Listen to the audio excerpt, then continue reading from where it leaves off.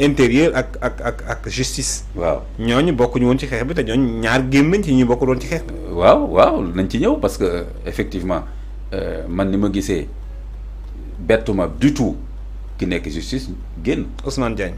bettuma du tout. ah bettul ñu bëri. waaw parce que de toute façon Ousmane Diagne yow kenn ñemewu laa wax ne dañ ko génne pour insuffisance de résultats. Kenn mënul wax dañ ko génne parce que on a découvert qu'il n'est pas compétent. J'ai envie de vous poser une question entre Ousmane Diagne ak Yacine Fall kan moo gën a liggéey ci département bi ñu ko dénkoon. Mais Ousmane Diagne pour moi c'est une évidence. Ousmane Diagne il travaillait tout le temps. bu doy waar a ngi noonu ah. waaw non mais politique moo demee noonu donc Ousmane Diagne de toute façon da doon dem. mais yow Ousmane Diagne ay député attaqué nañ ko fii on a entendu Thioro Mbacké wax ne Ousmane Diagne dafa war a démissionner. On a entendu des gens dire que oui dossier yi dafa yéex nangam et il a passé le temps à se défendre pour leur dire que justice dafa am nu muy doxee. Le temps de la justice nangam mais donc il n'en pouvait plus. Donc il fallait bien que soit moom mu démissionner soit ñu libérer ko. donc moom demam bettuma du tout. mais en même temps dama ci xaw a inquiet tuuti en tant qu'analyste parce que je me dis su fekkee dañu génnee nit ci gouvernement alors qu'il est compétent alors qu'il est intègre ñoom seen bopp ba ñu koy nommé foofu ñoo ko wax. temps régime yi fi nekkoon yëpp kenn mënul ko woon dara il refusait la corruption. ñun kon ànd nañoo ak moom ñun Pastef suñu état d'esprit mooy. en 2012 il y avait des pressions sur lui pour mu jàpp Alioune Tine. waaw mu bañ. loolu moom. temps Mimi Touré xaw ma kan ak kan. am na Macky Sall. ak yu bëri nag il faut faire attention yu bëri ñuy wax def loolu nañ ko mu bañ ak nangam na mais ala kulli xaal dama la bëgg a wax ni waa Pastef ils avaient dit on a notre homme pour la justice. C'est vrai. En 1 an et demi ils s'en débarrassent. C'est là où je suis inquiet puisque gisuma faute bu mu def gisuma dara luñ découvrir ci moom. lu war a tax mu nekk quelqu'un de suspect. donc suñ ko libéré ça veut dire pour man que ni c'est pas forcément justice bi dox normal la ñu bëgg mais peut-être en tout cas justice buy doxee en tout cas ni ko Pastef bëgg. foofu laa amee inquiétude. waaw moom wax na ko benn jour mu ne moom il nee na xamul nit ñi lu ñu bëgg bu fekkee justice bu jaar yoon la ñu bëgg wala dañu bëgg justice bi nga xamante ne day jàpp ñi ñuy dëkk di tëj nee na moom liggéeyul noonu wax dëgg. waxoon na ko de waxoon na mën na leen justice bu ngeen yaakaar ne justice mooy jàpp ni tëj rek yéen a ngi juum te tamit temps yi ñoom waa Pastef il semblait ñoom pressé parce que même le président a dit le peuple peut mettre la pression sur la justice xoolal élément de langage boobu après le premier ministre bon élément de langage boobu mu njëkkoon am bu leen kenn nax poste ministère de justice poste politique la. su ma nee ministre jàppal diw du ci togg procureur. da koy jàpp voilà nu mu tuddati dafa yéex nangam wala peine bi dafa légère ci koo xam ne def na fi lii. donc mais dañu dem ba empiètement yi mujj am ci fonction ak liggéeyam ba je me disais comment lui-même il pouvait continuer à tenir. À ce poste-là léegi y a une clarification léegi te man en tant qu'analyste je suis inquiet rek parce que je me dis que benn waaye ngi nii boo xam ne ku xam dossier bi la ku responsable ku am dal. ak réew mi fu mu jógee yëpp. 38 ans de magistrature. waaw ak fi réew mi jógee yëpp et cetera. mu ñëw toog di doxal lépp wax naa la fi keroog exemple Bataclan. waaw ça fait déjà 6-7 ans. ba tey ñu ngi ci procès yi. allez les gens viennent Charlie Hebdo.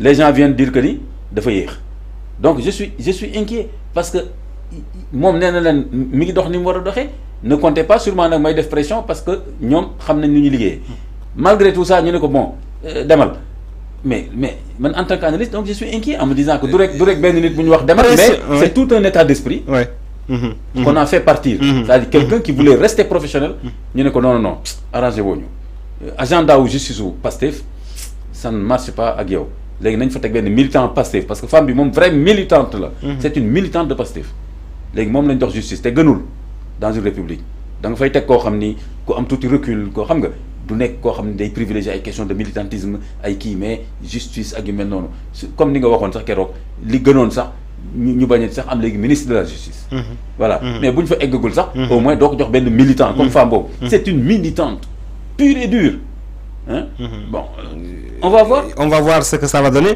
mais sur le en pratique est-ce que li ñu bëgg loo def femme bi est-ce que en pratique mën na ko est-ce que am na aussi prérogative yi c'est ça c'est-à-dire que femme bi aussi mënul ñëw rek jël dossier yi naan ko dossiers il faut les accélérer comme ça teg la pression les magistrats pour yenn dossiers yi c'est-à-dire que loolu également ñàkk xam la peut-être ñu bëri ñi nga xam ne dañoo jàpp ni way Ousmane Diagne dafa tegoon dossier yi nii moom moo ko doon yéexal moo koy jox c'est-à-dire que dinañ am ay surprise.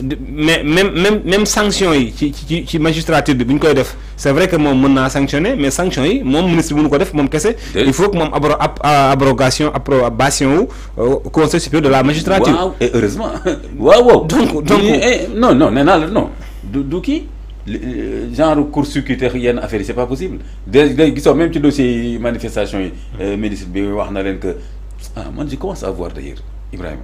man j'ai l'impression que vraiment manifestation affaire amnistie bi. détenu. waaw ex-détenu. waaw ex-détenu ak kii xaw ma ak les martyrs. man j'ai l'impression que c'est une cabale politique contre Diagne, contre le ministre. Pour justifier un peu. Évidemment. Que là, comme ça, là, Sonko se dit ça c'est un appel très clair. Je ne peux pas ne pas faire partie. Fermer les yeux sur ça. En tout cas, le contexte est là. Oui. Il y a un analyste, journaliste très célèbre, j'ai oublié son nom, il disait que il y a toujours des campagnes de médias mensonges. Que les politiques organisent qui veut tuer son c'est l'accuse de rage comme ça. Donc ils ont mis la pression carrément sur le ministre de la Justice. Donc pour moi ça a été vraiment un levier. Il me semble que c'était pas très difficile pour moi, pour le Premier ministre Ousmane Sonko de dire au président Diomaye qui mënut fi toog parce qu'on a la pression de la base et que affaire yi dafa yéex. Il fallait avoir des justificatifs clairs. Voilà waaw kay pour man c'est ça ñoom ñu def seen cuisine en se disant il faut trouver quelque chose qui permet à Ousmane Sonko et à Diomaye de faire partie le ministre parce que bu dul woon marché bi ak yu mel noonu jusqu'à présent il restait professionnel en disant je suis sur les dossiers niñ ko war a liggéeyee ñu ngi koy liggéeyee noonu. À un moment donné il y a eu un analyste même qui avait dit que ni dañoo xaw li yéexal remaniement bi mooy dafa am poste de souveraineté yi nga xamante ni le premier ministre ak le président ba tey d'accord guñ ci seen changement. On parlait aussi justement du ministère de la justice.